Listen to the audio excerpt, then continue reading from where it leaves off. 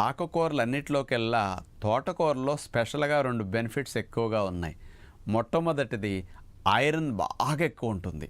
మన శరీరానికి ఒక రోజుకి ఐరన్ 28 మిల్లీగ్రాములు, 30 మిల్లీగ్రాములు సరిపోతుంది. అలాంటిది 100 గ్రాముల తోటకూర బాగా కాడలు ముదురుతాయి చూసారా?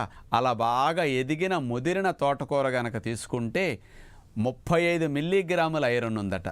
అదే లేతగా 5-10 రోజుల నాడు పీక్కొస్తే తక్కువ 4 మిల్లీగ్రాములు, 5 మిల్లీగ్రాములే ఉంటుంది.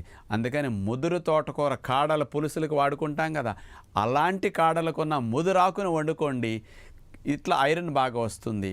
దీంతోపాటు 100 గ్రాముల తోటకూర తీసుకుంటే 400 మిల్లీగ్రాముల కాల్షియం కూడా వస్తుంది.